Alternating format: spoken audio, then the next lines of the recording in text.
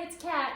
And Lisa. And Lisa for Restore Your Center. So Lisa, she's one of my bestest friends, and she's been with me throughout this whole process, this whole journey of creating Restore Your Center. You know, she helped me kind of streamline all my thoughts and all of my ideas.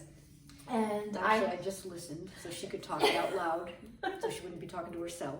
Not true. She had so much to offer. So I had two questions. I wanted to bring her on today, and I had two questions for her. One is, you know, because she always gives me such words of wisdom. One, what does she do to restore her center? And maybe like through this whole Restore Your Center idea process that I've bantered and given, went back and forth with my ideas, if she's learned anything from me. So, Lisa, take it away. Two things. One, how to set boundaries. Taking care of yourself is not being selfish. Not taking care of yourself is actually selfish, because you're not going to be able to do anything for anybody. So you have to take care of yourself and learn how to set boundaries. And it's okay to say no, or it's okay to say yes if it's something that you really want to do. Because people will always figure out a way. So that was something I had to learn, was to set better boundaries.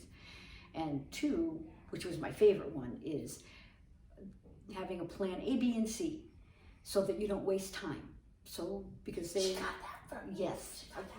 And I love it, because I never thought about it that way. You set up, you want to have plans with somebody, like to go out and have some tea. And you're all excited, you're dressed, you're ready to go, and then the person calls and cancels. It was a very good reason that it's, life happens.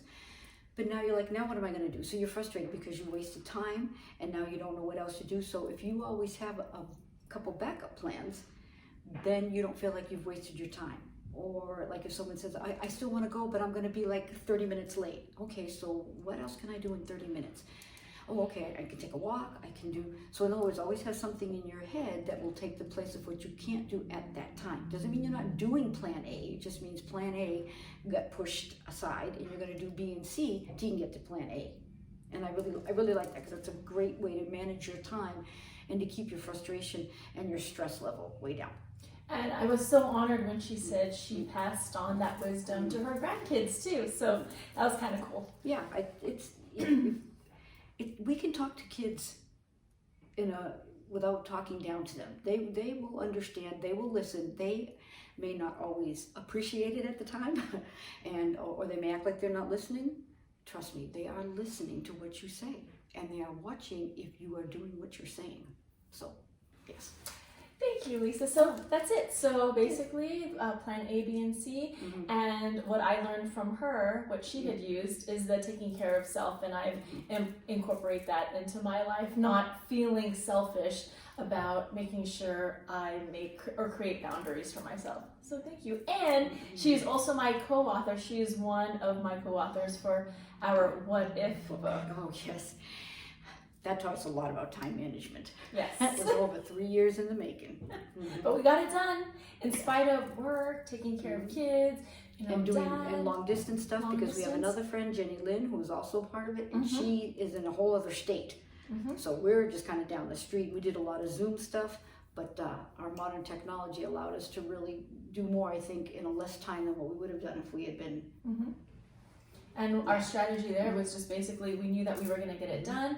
And even though there were days that we were tired, right, we had long-term and short-term goals. Our long-term goal was to get this whole book done. And then our short-term goal was just, hey, you know what, let's create an idea. Let's write one sentence. Let's, do one little piece of a chapter. It started with small kind of chapters.